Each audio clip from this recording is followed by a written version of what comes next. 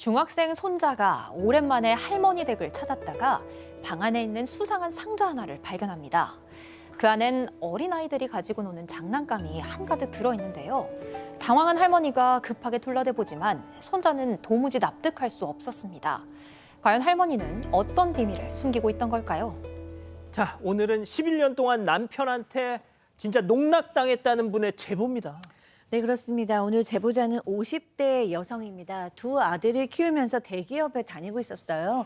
그런데 어느 날 갑자기 남편이 당신이 아이들을 데리고 유학을 가보라라는 얘기를 했습니다. 내키지 않았습니다. 그런데 남편이 너무 강하게 밀어붙이는 거예요. 당신이 영어도 잘하고 우리 아이들의 미래를 생각하면 우리가 결단이 필요하다. 뭐 이렇게 얘기를 했습니다.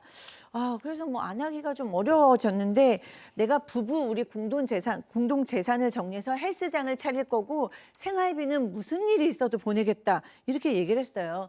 결국에 제보자는 아파트 팔고 퇴직금까지 털어서 남편의 헬스장을 차려둔 뒤에 아이들과 유학길에 올랐습니다. 그렇지만 출국 2달 만에 학비와 생활비 다 밀리기 시작했고요. 결국에는 남은 퇴직금과 친정에서 빌린 돈으로 유학생활을 버텨야만 했습니다. 자, 제보자 아내분이 현지에서 직장을 다녔군요. 네, 맞습니다. 제보자가 현지에서 직장까지 다니면서 두 아들을 모두 키웠습니다.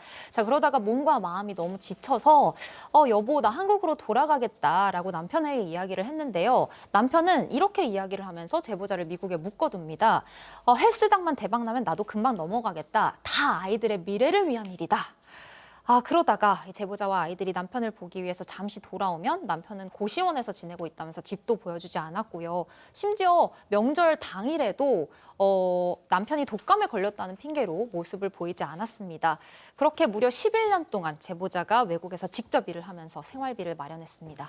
자, 몸에서 멀어지면 마음에서도 멀어진다. 그렇죠. 결국 지난해 제보자가 한국으로 돌아가겠다 선언을 하니까 남편이 한 말이 좀 충격적입니다. 왜요? 우리가 너무 좀 떨어져 있었기 때문에 예전 같지 않다. 이혼을 하자라고 얘기를 했다라고 해요. 그렇지만 제보자도 이걸 뭐 붙잡거나 하진 않았고 그 수락을 했다고 합니다. 남편이 수락을 하니까 예. 아이는 두 아들은 자기가 키우겠다. 사업만 정리하면 곧 출국하겠다라고 얘기했고 제보자 입장에서는 뭐 유학 비용하고 따져보면 뭐 괜찮을 것 같아서 재산분할도 포기하고 결국은 1,000만 원 정도 위자료 받고 합의를 이혼을 했다라고 합니다. 그 이후에 제보자가 지인으로부터 좀 놀라운 얘기를 듣습니다. 어떤요? 해외에서 두 아이들을 돌보고 있는데 정비소 운영하는 지인이 남편의 차량을 수리를 했는데 예. 그 안에서 여자 립스틱이 나왔다고 해요.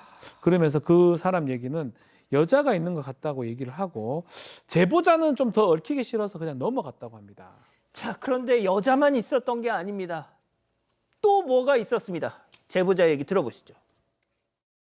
자기가 아이 있는 여자와 재혼을 해야 된다 그러는 거예요. 그래서 그러면 그 아이는 너 아이냐 하더니 아니래요. 근데 그 사람 성격에 본인 아이를 키울 사람이 아니거든요.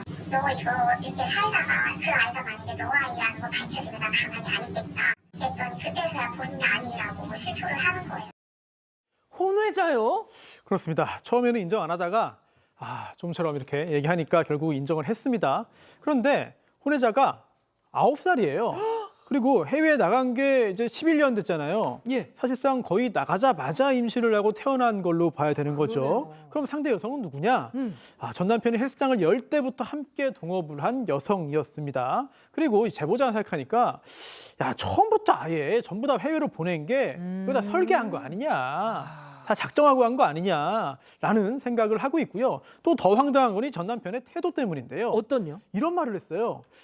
두 아들한테는 이 혼외자 있는 거 얘기 좀 비밀로 좀 해줘. 이러면서 그 뒤에 덧붙인 말이 우리 천진난만한 딸이 오빠들 만나기를 기대하고 있어. 이렇게 상식적으로 잘 납득이 안 되는 그런 이야기를 했습니다. 자, 그런데 이 전 남편의 거대한 설계 혼자 힘으로 가능했던 게 아닙니다. 조력자가 있었으니 제보자 얘기 들어보시죠. 이제 저희 아이들만 그 시댁에 간 적이 있거든요. 근데 작은 방에 아이 물건들이 엄청 많대요, 장난감들이. 그러면서 아빠가 이거 우리가 놀던 장난감이라는데 우리는 처음 보는 거야 그러는 거예요. 절대 아이들 장난감이 거기 남아있을 수도 없거든요.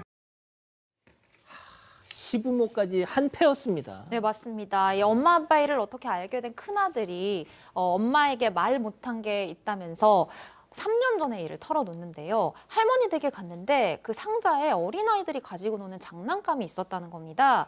그때 당시에 당황을 했던 할머니랑 아빠가 너네가 어릴 때 쓰던 거다라고 둘러댔는데 제보자도 이미 두 아들의 장난감을 예전에 버린 걸로 기억을 하고 있거든요. 그래서 이 시부모에게 찾아가서 따졌습니다. 아니 어떻게 이럴 수가 그치. 있냐라고 했더니 시부모는 뭐 사과는커녕 아이는 무슨 죄냐. 우리한텐 다 똑같은 손주다. 오히려 그쪽을 두둔했다고 합니다. 아, 그런데 이 제보자 아내분은 그걸 모르고 그때 한참 전에 이혼을 했잖아요. 그렇죠. 나중에 들은 얘기에 따르면 사실은 그 두 아들도 상간녀가 키우는 거를 반대했기 때문에 지금 애매한 상황이었다고 합니다. 만약 이 사실을 못 알았다면 양육권도 본인이 가지고 그렇죠. 재산 분할도 그렇게 해줄 이유가 없고 없지. 상간자 소송까지 하고 싶다고 했는데 그렇게 생각했는데 남편이 얘기하니까 이제 와서 무슨 소리냐 다 끝난 일이다라고 얘기하고 있습니다.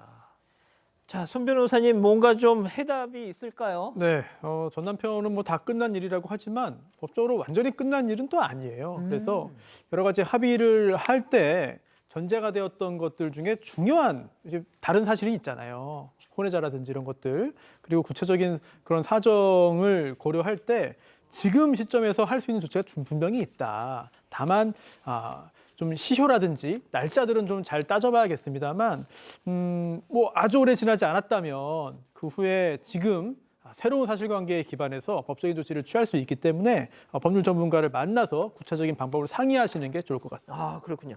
자, 혼외자, 그 시부모 얘기, 교수님. 다 똑같은 손주다. 아, 이거 뭐 다 똑같아. 못하게 말렸어요, 애초에. 그렇죠. 그건 그냥 합리화인 거죠. 본인들의 죄책감을 덜기 위한 이 남편의 기만과 시직 식구들의 은폐로 인해서 이 여성이 너무 고통받은 사례네요. 사실 외국에서 두 아이를 엄마가 혼자 경제적으로도 혼자 감당하면서 육아를 하면서 그다음에 언어 스트레스 뭐 이런 걸 다 견딘다는 게 정말 희생이 없이는 어렵거든요. 그런데 이런 기만형 배우자를 외국에서 알아낼 수는 없으셨을 거예요. 그러니까 조금 더 자책감은 안 가셨으면 좋겠고요. 이 어머니는 저는 정말로 아이들을 지킨 위대한 여성이라고 생각을 합니다. 너무너무 배신감 느끼시고 괴로우시겠지만 법적으로도 가능성이 높다고 하셨으니까요. 심리적으로 법적으로 빠른 회복을 기원합니다. 예. 여러분과 함께 울고 함께 분노하겠습니다. 지금 사건 반장에 제보하십시오.